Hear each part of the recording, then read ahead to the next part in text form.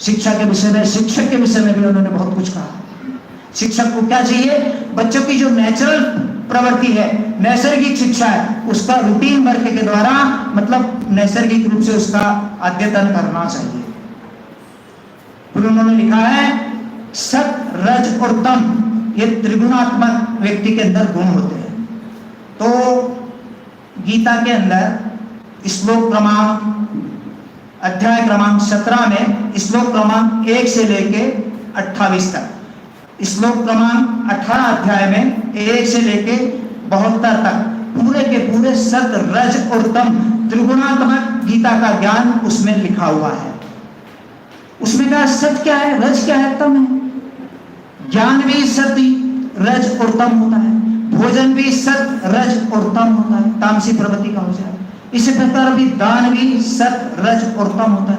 अर्जुन बार बार पूछते हैं, हे भगवान, सत, रज और तामसी प्रवृत्ति क्या है? उसका उत्तर गीता के अंदर, कुरुक्षेत्र के अंदर भगवान कृष्ण ने दिया था। लेकिन दुर्भाग्य से वही गीता आज एक प्रकार से घर में रखने की शोभा बन गई। वो गीता के 2-4 श्लोक भी हमारे विद्यालयों के अंदर विद्यार्थियों को याद होते ना, तो इतनी शिक्षा की दुर्दशा भारत के अंदर।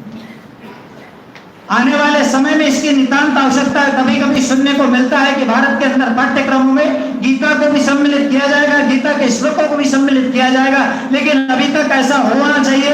अगर हुआ है तो बहुत अच्छी बात है। वो गीता जब 1893 में सबसे नीचे रखी हुई शिकागो की गीता के, वो आध्यात्मिक शिकागो का सम्मेलन था, जब स्वामी विवेकानंद जाकर के 1893 में शिकागो के अंदर जो भाषण दिया था, उसमें सबसे पहला भाषण इनका वेदांत के ऊपर था। उसके बाद तो उन्होंने 250 भाषण विभिन्न यूनिवर्सिटी के अंदर दिए, विभिन्न प्रकार के देशों के 3 बार उन्होंने यूरोप की यात्रा की। उनको भी एक प्रकार का संदेश स्वामी रामकृष्ण परमहंस के माध्यम से मिलता था, और वो जो बोलते थे तो ऐसा लगता था कि रामकृष्ण परमहंस की वाणी बोल रही है। पूरा उत्तरी अमेरिका, दक्षिणी अमेरिका, जहां पर उनके प्रवास हुए थे, वहां पर उनकी वाणी के द्वारा जो है अंग्रेज सरकार हतप्रत रह जाती थी, अंग्रेजी लोग हतप्रत रह जाते थे। पूरा अमेरिका उनके पांव पलक बाकड़ के लिए फूल बिछा दिया करता था। ऐसा स्वामी रामकृष्ण परमहंस का जीवन था। वही का वही जीवन महर्षि अरविंद ने जिया। कृष्ण की भी चर्चा उन्होंने करी। मेरे कृष्ण के बारे में पढ़िए, मेरे कृष्ण के बारे में जानिए। कृष्ण कैसा? बाल कृष्ण के रूप देखते एक मालन फल लेकर के आती है, फल ले लो, फल ले लो। वो टोकरे में रखे हुए फल को एक फल बाल कृष्ण उठा करके जब अपने घर में ले जाता है, और माता यशोदा से इतने चावल को जो मुट्ठी में गिरते हुए आते हैं, तो वो चावल उसके उस डलिया में डाल देते हैं। वो जब वो टोकरी पे रख के वापस जाती है, तो वो चावल जो है मणिमाणिकों के रूप में बहुत प्रकार का वो बन जाती है, और उसकी पूरी गरीबी दूर हो जाती है। अंतः पुकारा जब द्रौपदी ने गोविंद दामोदर माधवोती। जब चीरण हो रहा था, तब द्रौपदी ने एक आवाज लगाई, दौड़ते हुए चले आए। और फिर देखते हैं कि एक पशु है, वो पशु क्या पुकारता है? भरी सभा कौरव पांडवों की निर्लज गिरा गया था जल मध्य जाते, दुखी हुए दूर समस्त बंधु, ठाग्राह्य से ग्रस्त गजेंद्र बोला, गोविंद दामोदर माधवेति। और तुरंत सुदर्शन चक्र से उस मगर का गला काट देते। ऐसे कृष्ण के बारे में भी जाएंगे।